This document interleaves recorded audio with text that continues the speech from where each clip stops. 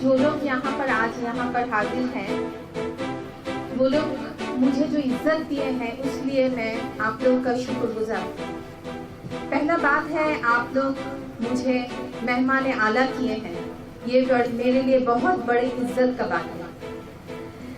मेरे भाई बहनों, यहाँ पर जो लोग आप लोग हैं, पुराने ढाके से जो लोग आए हैं, और खास करके इस प्रोग्राम के जो लोग ऑर्गेनाइजर हैं, इन लोग को मेरे तरफ से बहुत बहुत शुक्रिया। अस्सलाम वालेकुम। यहाँ पर पुराने ढाके से जो लोग आए हैं, वो लोग को मैं पहले मेरे बारे में कुछ बताऊंगी, उसके बाद फिर हम यहाँ पर इस आर्टिकल के बारे में कुछ जो मेरा जाना हुआ है वो आप लोग के सामने पेश करूंगी। पहला जो बात है वो है, मैं नुसरत फातिमा हूँ। मेरा मादरी जुबान उर्दू है। मेरे अब्बा और मेरे अम्मा दोनों ईरान से हैं। मेरी अम्मी वो है खुरासानी और मेरे अब्बा वो है किरमानी। मेरा पैदाइश हुआ है यहाँ, मैं होली फैमिली हॉस्पिटल में मेरा जन्म हुआ है। मैं ढाका की हूँ। बहुत बड़ा इज्जत का बात है जो मैं ढाका की हूँ, मेरे लिए ये बहुत इज्जत है। ढाका का ज़बान और आज का ये शाम, ये बहुत बड़ा नेमत है हम लोग के लिए।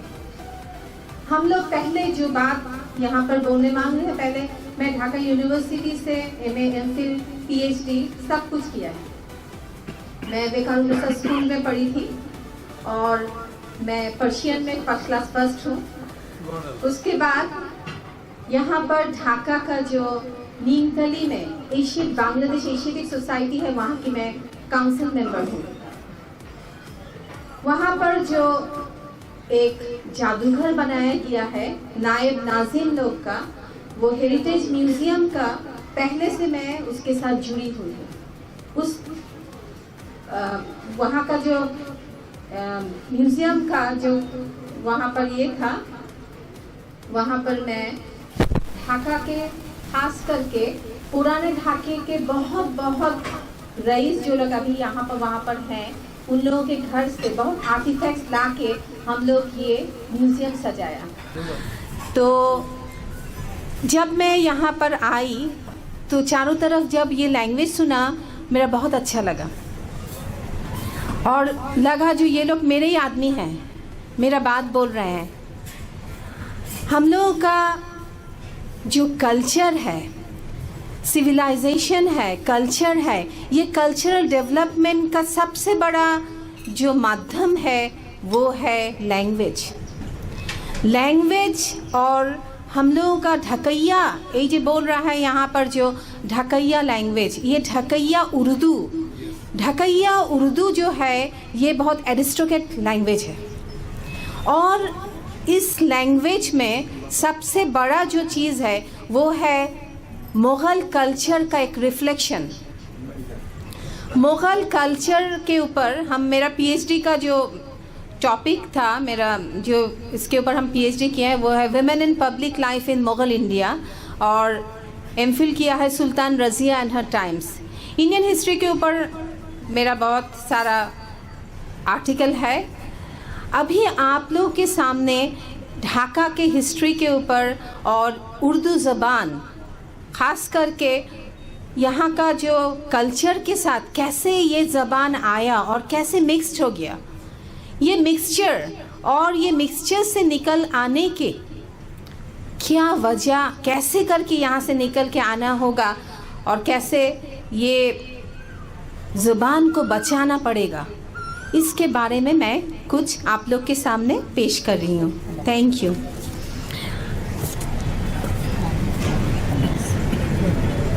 ढाका के रिवायती ज़बान ढकैया उर्दू, ढाकार ऐतिह्यबाही भाषा ढकैया उर्दू। ढाका के कल्चर के साथ ढकैया नाम जुड़ा हुआ है। पुराने ढाके का ख़ास ज़बान है ढकैया उर्दू। सन 1610 में मुग़ल सूबादार इस्लाम खान ने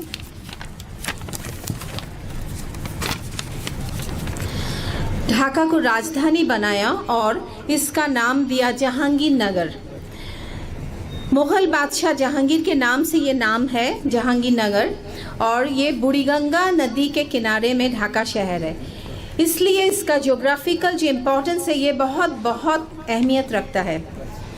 बिजनेस सेंटर था ढाका, और यहाँ का पहला यहाँ पर सामरिक छावनी शिविर था, और यहाँ से मुग़ल जो कैंपेन सब यहाँ से भेजा जाता था। यहाँ पर चारों तरफ जो ज़मींदार लोग थे हिंदू, वो लोग से बचने के लिए और ये लोग का ये लोग से बचने के लिए यहाँ पर एक सामरिक घाटी बनाया गया था।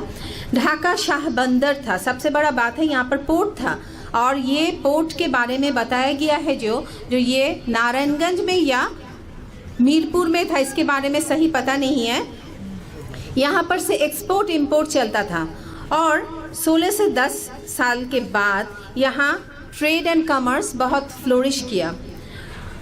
इस वजह से यहाँ पर मुग़ल, अफ़गान, मरवरी, उत्तर इंडिया से बहुत हिंदू कारोबारी, तिजारती, बैंकर ये लोग यहाँ पर इकट्ठा हुए हैं। ढाका राजधानी होने के बाद यहाँ पर ख़ास करके कारीगर, कारोबारी लोग ढाका में आने लगे, और 1830 साल के बाद अंदर यहाँ पर देखा गया जो यहाँ पर बहुत सारे पेशाजीवी आदमी वो लोग आए हैं, और इन लोगों का ज़ुबान डिफरेंट था। ये लोग डिफरेंट लैंग्वेज में बात बोलते थे, और लेकिन यहाँ पर सबसे बड़ा जो ज़बान यहाँ पर प्रोमिनेंट था वो था उर्दू।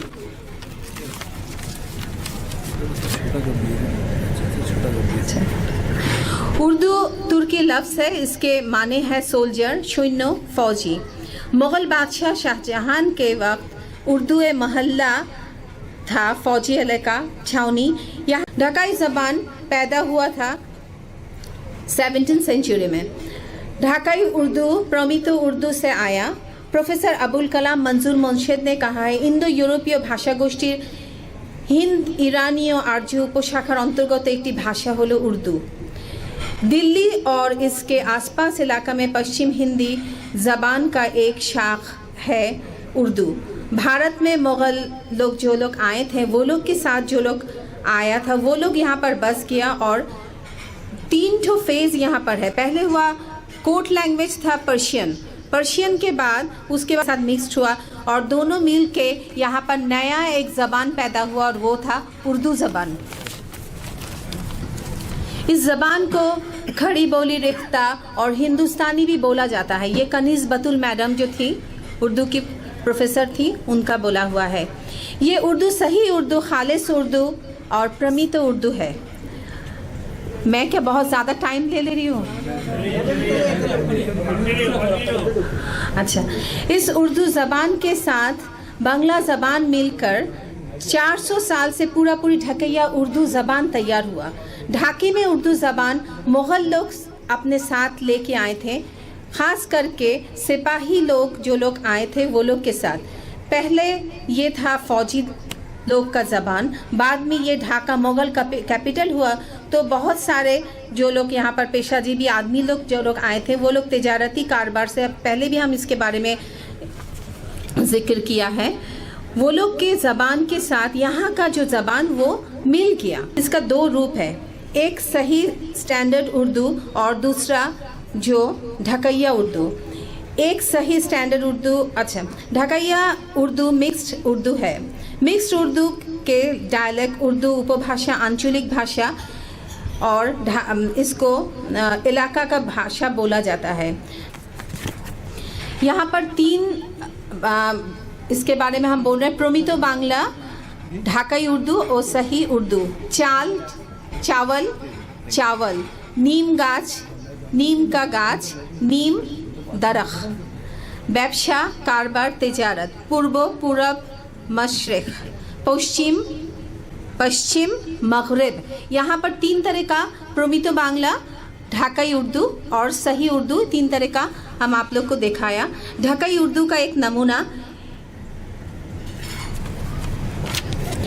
एक ठो खाइए, सख्त, अरे बहुत मज़े का चीज़ है। नहीं बाबा, अरे तोड़ के एक ठो खा के देखिए ना,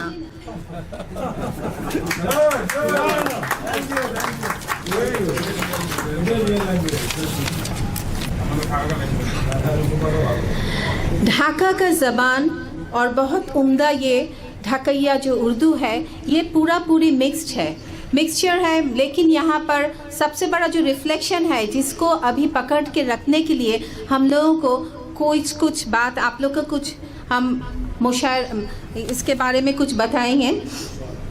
पहला जो है वो है ढकई उर्दू को बचा के रखना। ढकई उर्दू के बचा के रखने के लिए आप लोग के पास हमको एक तो मेरा अपना मशवरा है। पहला सेमिनार सिंपोजियम के अगर हम लोग माध्यम में आदमी के सामने ये यहाँ का ढाका का कल्चर और यहाँ का जो ज़बान है, इसको सबके सामने हम लोग पेश करने सकते हैं। ढकैया उर्दू ड्रामा सिनेमा ये सब का जो डायलॉग है, वहाँ पर हम लोग उसको इस ज़बान को हम लोग यहाँ पर दिखाने सकते हैं। ढकैया उर्दू ज़बान का ख़ास करके एक बात नहीं बोलने से ही है नहीं है, वो है हकीम हबीबुर रहमान का ज़िक्र।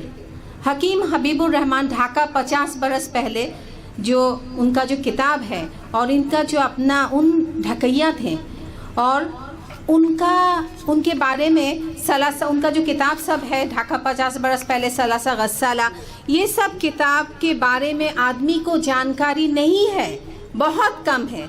तवारीख है ढाका, मुंशी रहमान अली ताइश का जो किताब है उसके बारे में भी किसी को पता नहीं है। यहाँ पर जो नायब नाजिम लोग थे, जो लोग 17 से 18 से 43 तक यहाँ पर जो लोग डेप्यूटी गवर्नर थे, ये लोग के बारे में पता नहीं है। नवाब नुसरत जंग जो थे उनके बारे में पता नहीं है। उनका तारीख है नुसरत जंगी, बहुत बड़ा एक किताब है। और ढाका का हिस्ट्री जानने के लिए ये उर्दू पर्शियन सोर्स छोड़ के कभी इसके बारे में जानकारी सही नहीं होएगा।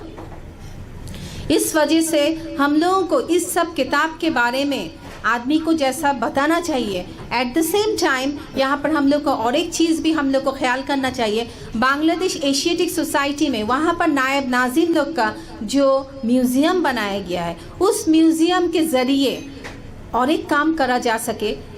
अगर ऐसा होए, आप लोग यहाँ पर जैसा एक मजलिस करें, यहाँ पर जो महफिल हो रहा है, यहाँ पर जो हम लोग सब लोग इकट्ठा हुए हैं, ऐसे तरह का कोई मुशायरा का प्रोग्राम अगर हम लोग एशियाटिक सोसाइटी के साथ लिंक करके ऐसा कुछ करें तो आदमी के पास हम लोग मिर्ज़ा जान तापिश कौन थे और मखमूर कौन थे, मीर आज़ाद कौन थे, इन लोग के बारे में जानकारी होएगा। और इन लोग के बारे में अगर नहीं जाना जाए तो इसके बारे में हम लोग अगर 1000 बार भी बोले जो ढकैया लैंग्वेज को बचाओ, कोई असर नहीं पड़ेगा।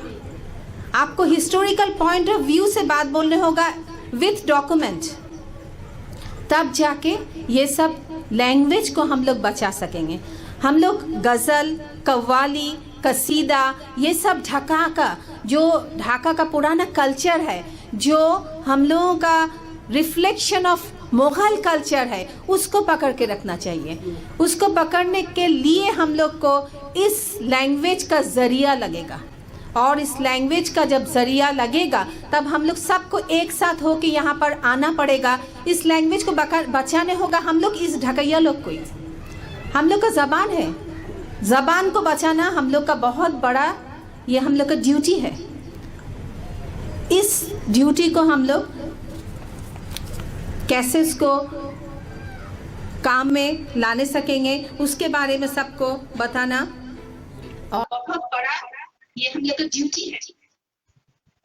इस ड्यूटी को हम लोग कैसे इसको काम में लाने सकेंगे, उसके बारे में सबको बताना और ढाका के इस कल्चर को, इस लैंग्वेज को बचाना